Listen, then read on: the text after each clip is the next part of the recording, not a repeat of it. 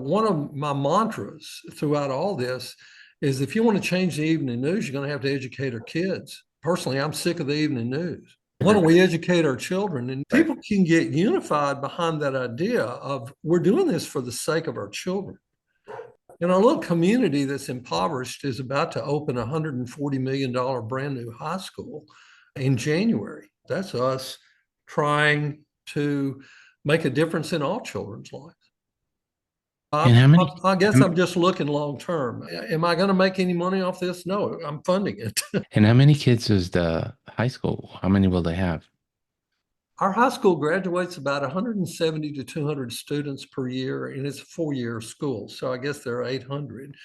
The place where we're implementing the meditation program is only 2 grades. So it's probably going to be about 400, grade 3 and grade 4.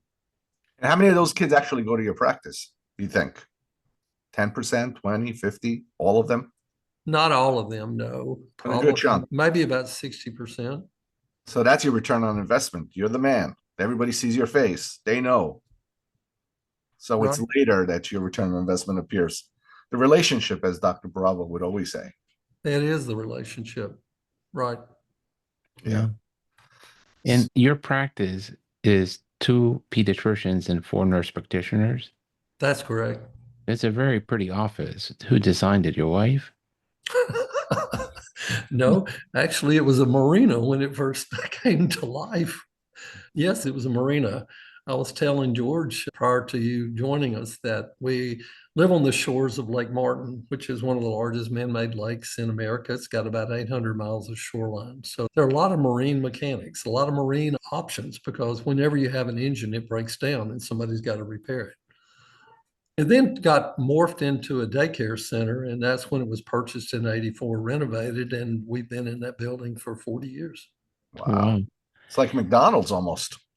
And then do you have other colleagues that attend the hospital, the pediatricians, or you're the only pediatric group in town? There's one other pediatrician in town. We do share a call, but during the week, it's like that pediatrician takes care of their patients that are born. We take care of ours. And we have a lot of 40% of the deliveries are unattached patients that are not going to use anybody in the community. And the person on call takes care of all the unattached patients as well. Oh, well. And how many deliveries does the hospital do a year? That's a good question. If you go back about 4 years, we had about 250 deliveries a year. At present, maybe about 150. We've lost a full-time OB, and they've been recruiting and had a real struggle finding someone that wants to live in rural Alabama and take care of our clientele. Yeah. I'm surprised you have an anesthesiologist. A lot of these critical access hospitals have nurse anesthetists only. We have those as well, and they're all good. Really good friends with them. Yeah.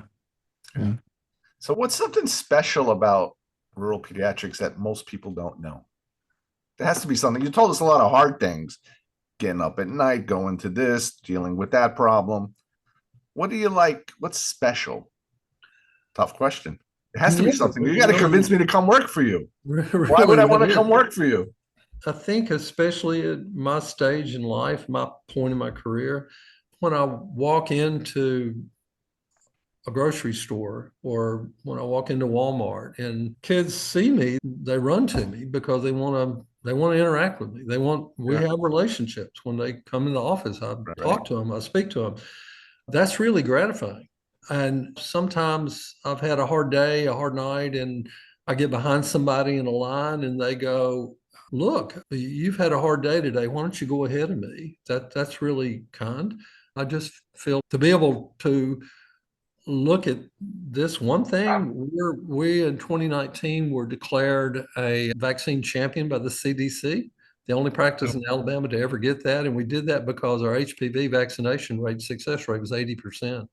How did you get to 80%? Because we know our patients, Herb. Everybody trusts it. And they trust us. He wouldn't say anything negative. Yeah. Now, it sounds out here on Long Island, we have a specialist every other foot. What do you do over there if you need a specialist? I presume you got to drive somewhere, right?